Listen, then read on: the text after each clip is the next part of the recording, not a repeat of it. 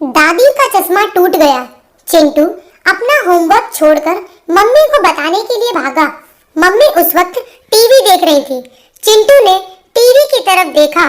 TV में सास बहू का नाटक चल रहा था और मम्मी की आंखों में आंसू थे।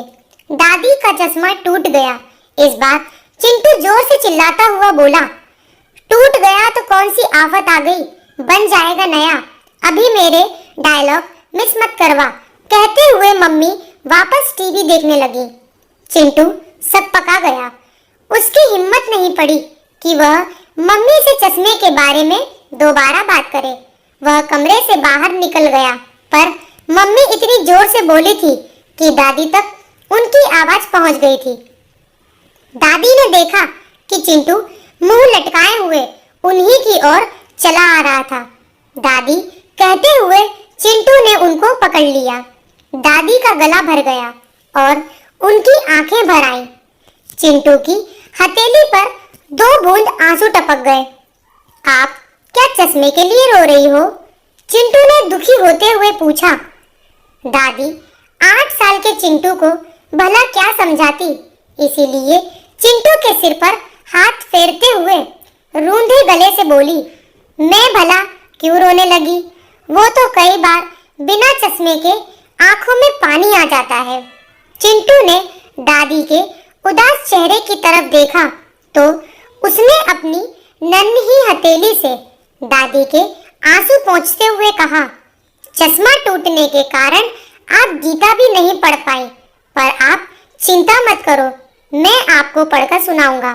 दादी ने चिंटू को सीने से लगा लिया और पल भर में ही न जाने कितने आशीर्वाद दे डाले। चिंटू ने बिना कुछ कहे टूटा हुआ चश्मा दादी के सिरहाने रख दिया और गीता उठा ली। तभी वहां पर मम्मी आ गई।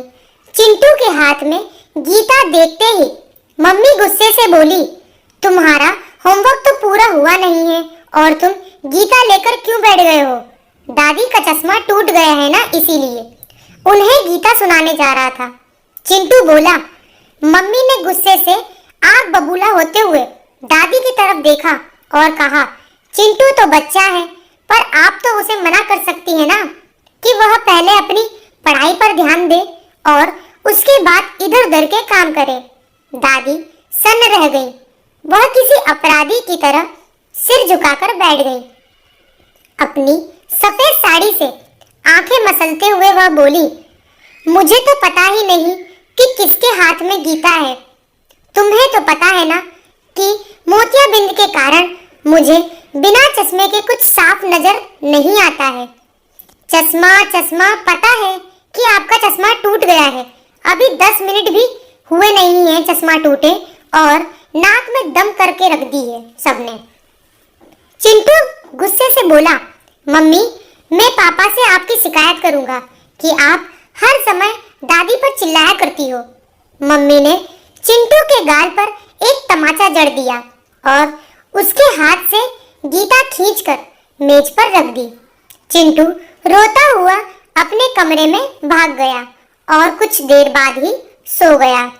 शाम को जब वह सोकर उठा तो उसे बाहर के कमरे से पापा के बोलने की आवाज सुनाई दी। वह दौड़ते हुए पापा के पास पहुंचा। पापा ने उसे देखते ही गले से लगा लिया और बोले, देखो मैं तुम्हारे लिए क्या लाया हूँ। चिंटू ने देखा कि सोफे पर पीले रंग का एक सुंदर सा क्रिकेट बैट रखा हुआ था। चिंटू खुशी से उछल पड़ा। बैट को देखते ही चिंटू अपना सारा दुख दर्द भूल गया और अपने दोस्तों को दिखाने के लिए तीर की तरह घर से बाहर निकल गया। दोस्तों के साथ खेलकर जब थोड़ी देर बाद वह लौटा तो मम्मी पापा किसी बात पर हंस रहे थे। मम्मी उसे देखते ही बोली, पता है तुम्हारे पापा हमें घुमाने के लिए तुम्हारी मनपसंद जगह शिमला ले जा रहे हैं। शिमला का नाम सुनते ही चिंटू खुशी के मारे उछल पड़ा और बोला, अरे वाह, वहाँ तो बहुत मजा आएगा। हम सब एक दूसरे को बर्फ के गोले फेंक कर मारेंगे। मम्मी मुस्कुराते हुए बोली, अब चलो जल्दी से सब खाना खा लेते हैं, कल पैकिंग भी करनी है। हम परसों सुबह ही निकलेंगे।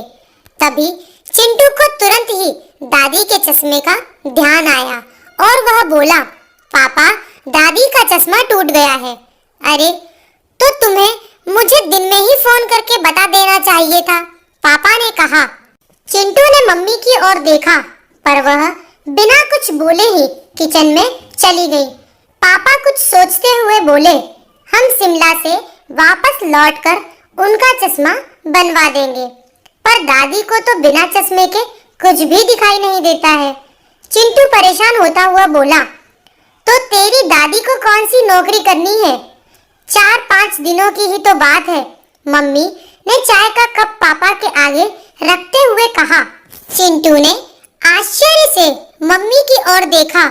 उसे विश्वास ही नहीं हुआ कि टीवी सीरियल पर किसी का दुख देखकर घंटों रोने वाली मम्मी को सामने बैठी दादी की परेशानी नहीं दिखाई दे रही। जब मम्मी पापा खाना खाकर सो गए तो चिंटू दादी के पास जाकर बोला, दादी, रीना आंटी तो काम करने के लिए दिन में आएंगी, पर रात में अंधेरे में आपको अकेले डर तो नहीं लगेगा?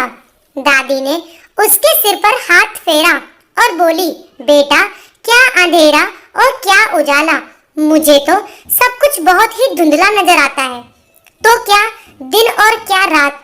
दादी की बात सुनकर चिंटू से कुछ नहीं कहा गया और वह उनके पैर छूकर सोने चला गया।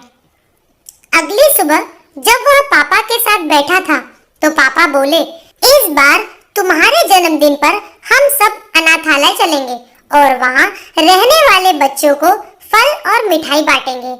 अनाथालय क्या होता है? चिंटू ने पूछा। जिनके मम्मी पापा नहीं होते हैं उन्हें अनाथ कहा जाता है, पापा बोले। तो पापा, फिर तो आप भी अनाथ हुए? चिंटू पापा को देखते हुए बोला। पापा का चेहरा गुस्से से लाल हो गया। वह चिंटू को चांटा मारने वाले ही थे कि मम्मी बीच में आते हुए बोली, दिखता नहीं है कि तेरी दादी ही तो तेरे पापा की मम्मी है, तो पापा अनाथ कैसे हुए? चिंटू बहुत जोर से रो पड़ा और सिसकते हुए बोला, अगर दादी पापा की मम्मी होती तो पापा कभी भी उन्हें इतने बड़े घर में अकेला छोड़कर नहीं जाते और उनका चश्मा भी बनवा देते, जबकि आप सबको पता है कि दादी को बिना चश्मे के कुछ भी नहीं दिखाई देता है। उन्हें अकेला छोड़कर हम सब सैर सपाटे के लिए शिमला जा रहे हैं।